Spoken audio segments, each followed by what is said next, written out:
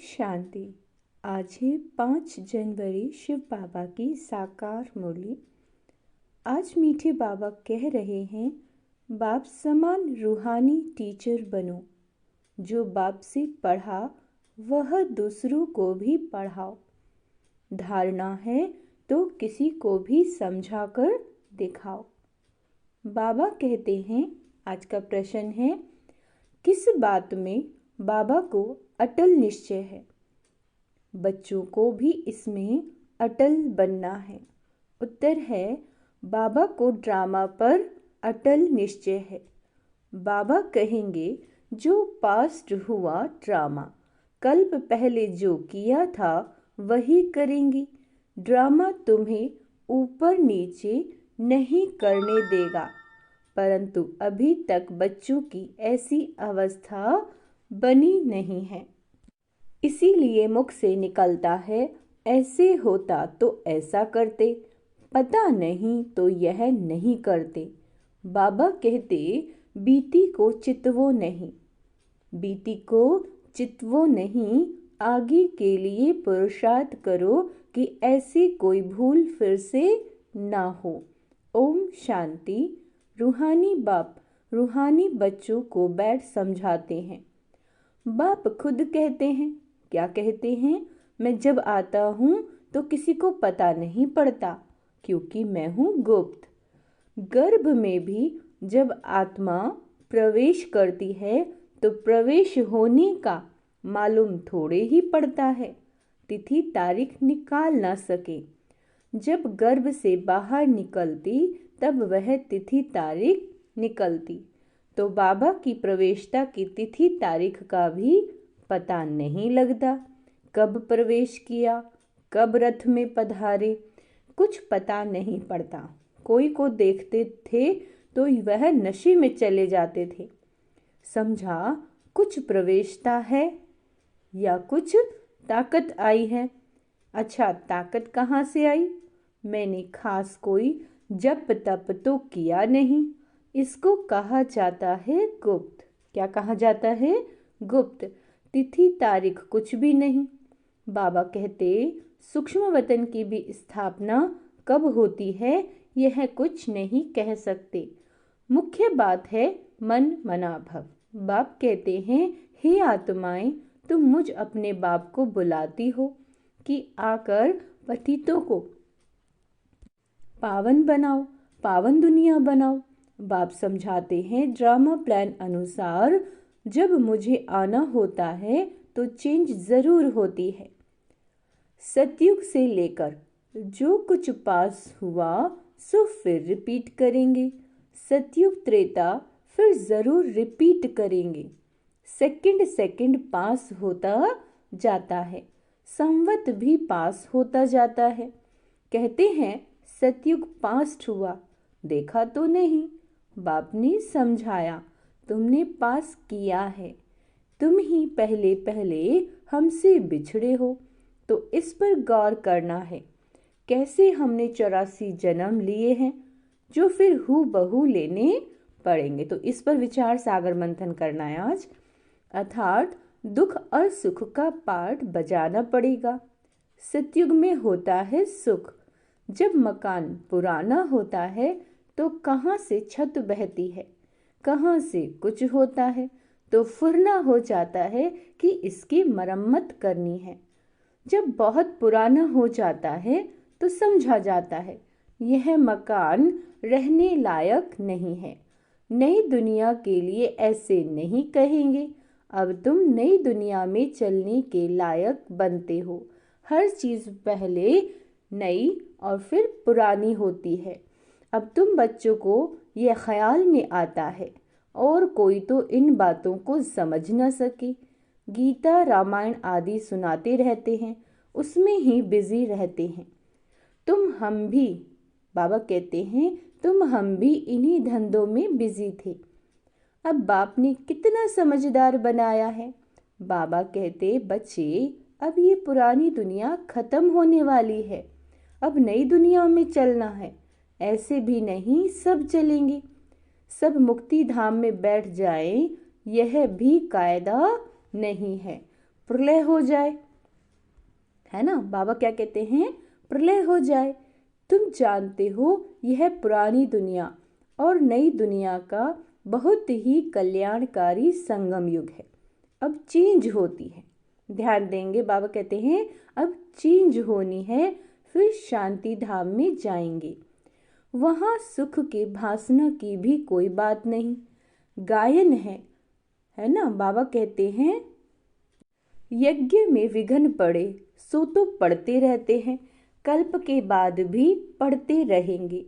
तुम अब पक्के हो गए हो, यह स्थापना विनाश का कोई छोटा काम नहीं है।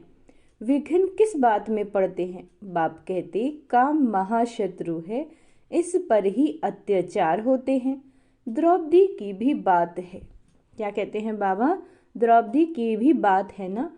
ब्रह्मचर्य पर ही सारी खिटपिट है। सतु प्रधान से तमो प्रधान बनना है जरूर, सीढ़ी उतरनी है, पुरानी दुनिया होनी है जरूर। इन सब बातों को तुम ही समझते हो और सिमरन भी करते हो, और पढ़कर पढ़ाना भी है, टीचर बनना है जरूर। बाबा कहते हैं नॉलेज बुद्धि में है ना, तब पढ़कर टीचर बनते हैं। फिर टीचर से जो सीख कर होशियार होते हैं तो गवर्नमेंट उनको पास करती है। तुम भी टीचर हो, बाप ने तुमको टीचर बनाया। एक टीचर क्या कर सकते हैं? तुम सब हो रूहानी टीचर, तो बुद्धि में नॉलेज होनी चाहिए। ज्ञान तो बिल्कुल एक्यूरेट है मनुष्य से देवता बनने का। अभी जितना, बाबा कहते अभी जितना तुम बच्चे बाप को याद करते हो तो लाइट आती रहती है। मनुष्यों को साक्षात्कार होता रहेगा, क्योंकि आत्मा प्योर बनेगी ही याद से, फिर किसी को साक्षात्कार भी हो सकता है। बाप मददगार भी बैठा है। बाप हमेशा बच्चों का मददगार है, पढ़ाई में नंबर वार है। हर एक अपनी बुद्धि से समझ सकते हैं मेरे में कितनी धारणा है। अगर धारणा है तो किसी को समझा कर दिखाओ। यह है धन, धन देते नहीं तो कोई मानेंगे भी नहीं कि इनके पास धन है। धन दान करेंगे तो महादानी कहेंगे। महारथी महावीर बात एक ही है। बाबा कहते, आज बाबा ने महारथी और महावीर इन दोनों के लिए कहा है, बात एक ही है। सब एक जैसे तो हो न सके। तुम्हारे पास कितने आते हैं, एक एक से बैठ माथा मारना होता है क्या? वो लोग अखबार द्वारा बहुत बातें सुनते हैं तो बहुत चमकते हैं, फिर जब तुम्हारे पास आकर सुनते तो कहते है ना, क्या कहते हैं, हमने परमत पर क्या किया, यहाँ तो बहुत अच्छा है। एक एक को ठीक करने में मेहनत लगती है, यहाँ भी कितनी मेहनत लगती है। फिर भी कोई महारथी, कोई घोड़े सवार और कोई प्यादे हैं। यह ड्रामा में पार्ट है। यह तो समझते हो आखिर जीत तुम्हारी होनी है। जो कल्प पहले बने थे वही बनेंगे। पुरुषार्थ तो बच्चों को करना ही है। बाप राय देते हैं, समझाने की कोशिश करो। पहले तो शिव बाबा के मंदिर में जाके सर्विस करो। तुम पूछ सकते हो ये कौन है, इस पर क्यों पानी चढ़ाते हैं? तुम अच्छी तरह जानते हो। कहते हैं ना, डंडे पर यानी आग लगने और मालिक होकर बैठ गई। यह दृष्टांत भी बाबा कहते हैं तुम्हारा ही है। तुम जाते हो जगाने के लिए, तुमको निमंत्रण देकर बुलाते हैं, तो ऐसा निमंत्रण आए तो खुशी होनी चाहिए। काशी आदि में बड़े बड़े टाइटल देते हैं। भक्ति में कितने ढेर मंदिर है, यह भी एक धंधा है। कोई अच्छी स्त्री देखी तो उनको गीता कंठ कराएं, आगे कर देते हैं, है ना। फिर जो कमाई होती है वो मिल जाती है। बाबा कहते है कुछ भी नहीं, रिद्धि सिद्धि बहुत सीखते हैं। ऐसे स्थानों पर जाना चाहिए। तुम बच्चों को कभी शास्त्रार्थ नहीं करना चाहिए। तुमको तो जाकर बाप का परिचय देना है। मुक्ति जीवन मुक्ति दाता एक है, उनकी महिमा करनी है। वह कहते, अपने को आत्मा समझ मुझे याद करो। बाकी मनमनाभव का अर्थ यह नहीं कि गंगा में जाकर स्नान करो। मामेकम का अर्थ मुझ एक को याद करो। मैं प्रतिज्ञा करता हूँ, मैं तुमको सब पापों से मुक्त करूँगा। जब से रावण आया है तब से पाप शुरू हुए हैं। क्या कहते हैं बाबा? जब से रावण आया है तब से पाप शुरू हुए, तो उच्च पद पाने का पुरुषार्थ करना है। पोजीशन के लिए मनुष्य रात दिन कितना माथा मारते हैं। यह भी पढ़ाई है, इसमें कोई किताब आदि उठाने की बात नहीं। 84 का चक्र तो बुद्धि में आ गया, कोई बड़ी बात नहीं है। एक एक जन्म की डिटेल थोड़ी ही बताते हैं। बाबा कहते 84 जन्म पूरे हुए, अब हम आत्माओं को घर वापस जाना है। आत्मा जो पतित बनी है उनको पावन जरूर बनना है। सबको यही कहते रहो, मामी कम याद करो। बच्चे कहते हैं बाबा योग में नहीं रह सकते। अरे तुम्हारे सम्मुख कह रहा हूँ मुझे याद करो, फिर योग अक्षर तुम क्यों कहते हो? योग कहने से ही तुम भूल जाते हो, भूलते भी हो। बाप को याद कौन नहीं कर सकता? लौकिक माँ बाप को कैसे याद करते हो? यह भी माँ बाप है ना, यह भी पढ़ते हैं। सरस्वती भी पढ़ती है, पढ़ाने वाला एक ही बाप है। तुम जितना पढ़ते हो फिर औरों को समझाते हो। बाप कहते हैं बच्चे शास्त्र पढ़ने जप तप करने से मुझे प्राप्त नहीं कर सकते हो।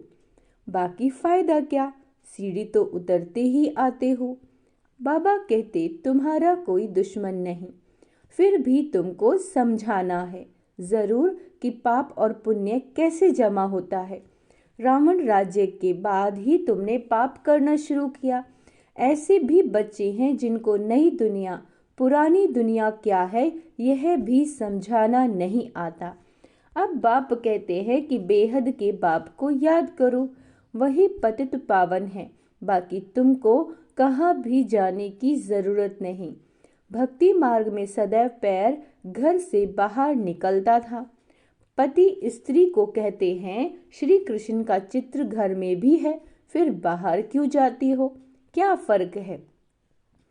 पति परमेश्वर है, इसको भी नहीं मानते, है ना। भक्ति मार्ग में बहुत, बाबा कहते हैं बहुत दूर दूर ऊंचा मंदिर बनाते हैं जो मनुष्यों का भाव बैठे। तुम समझाते हो मंदिरों में कितना धक्का खाते हैं, है ना। यह सब रस्म पड़ी है। शिव काशी में तीर्थ करने जाते हैं, परंतु प्राप्ति कुछ भी नहीं। अब तुमको तो बाप की श्रीमत मिलती है, तुमको कहाँ भी जाना नहीं है। पतियों का पति परमेश्वर वास्तव में वह एक ही है जिसको तुम्हारे पति काके मामे सब याद करते हैं। वह है पति परमेश्वर अर्थात पिता परमेश्वर। वह तुमको कहते हैं मामी कम याद करो तो तुम्हारे विकर्म विनाश होंगे। तुम्हारी ज्योति अब जग रही है तो तुम्हारे से मनुष्यों को लाइट देखने में आती है, तो बच्चों का भी नाम बाला होना चाहिए। बाप बच्चों का नाम तो बाला करते हैं ना। सुदेश बच्ची समझाने में बड़ी तीखी है, पुरुषार्थ बहुत अच्छा किया है तो पुरानों से भी आगे गई है। बाबा कहते इसमें भी जास्ती पुरुषार्थ कर आगे चली जाएगी। सारा मदार पुरुषार्थ पर है, हार्ट फेल नहीं होना चाहिए। पिछाड़ी में आया तो भी सेकंड में जीवन मुक्ति पा सकते हैं। दिन प्रतिदिन ऐसे बहुत निकलते रहेंगे। ड्रामा में तुम्हारा विजय का पाठ तो है, विघ्न भी पड़ने हैं। और कोई सत्संग में बाबा कहते ऐसे विघ्न नहीं पड़ते हैं। बाबा कहते यहाँ विकारों पर ही हंगामा होता है। गायन भी है अमृत छोड़ विष काहे को खाएं। ज्ञान से एक देवी देवता धर्म की स्थापना हो जाती है। सतयुग में रावण राज्य हो न सके, समझानी कितनी साफ है। राम राज्य, बाबा कहते राम राज्य के बाजू में ही रावण राज्य भी दिखाया, तुम टाइम भी दिखाते हो। यह है संगम। दुनिया बदल रही है। स्थापना, पालना, विनाश कराने वाला एक बाप है बहुत सहज, परंतु धारणा पूरी होती नहीं और सब बातें याद रहती हैं। बाबा कहते, बाकी ज्ञान और योग भूल जाता है। तुम ऊंचे उच्च भगवान की संतान हो।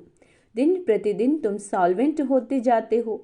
धन मिलता है ना, खर्चा भी आता जाता है। बाबा कहते, हुंडी भरती जाएगी। कल्प पहले मिसल ही तुम खर्चा करेंगे। कम ज्यादा ड्रामा करने नहीं देगा। ड्रामा पर बाबा का अटल निश्चय है। जो पास्ट हुआ ड्रामा, ऐसे नहीं कहना चाहिए ऐसा होता था, यह नहीं करते थे, अभी वह अवस्था आई नहीं है। बाबा कहते, कुछ ना कुछ मुख से निकल जाता है बच्चों के, फिर फील होता है। बाबा कहते, बीती को चितवो नहीं, आगे के लिए पुरुषार्थ करो कि फिर ऐसी गलती नहीं होगी, ऐसी फिर भूल ना हो। इसीलिए बाबा कहते हैं चार्ट लिखो, इसमें बहुत कल्याण है। बाबा ने एक को देखा, सारा जीवन कहानी लिख रहे थे। समझते हैं बच्चे सीखेंगे। यहाँ फिर श्रीमत में पर चलने में ही कल्याण है। यहाँ झूठ भी चल न सके, नारद का मिसाल है। चार्ट से फायदा बहुत है। बाबा फरमान करते हैं तो बच्चों को फरमान पर चलना चाहिए। अच्छा, मीठे मीठे से केला दे बच्चों प्रति माता पिता बाप दादा का याद प्यार और गुड मॉर्निंग। रूहानी बाप की रूहानी बच्चों को नमस्ते। हम रूहानी बच्चों की रूहानी बाप दादा को याद प्यार गुड मॉर्निंग नमस्ते मीठे बाबा, शुक्रिया बाबा, शुक्रिया। धारणा के लिए मुख्य सार। ज्ञान धारण कर दूसरों को समझाना है। ज्ञान धन दान करके महादानी बनना है। किसी से भी शास्त्रार्थ न कर बाप का सत्य परिचय देना है।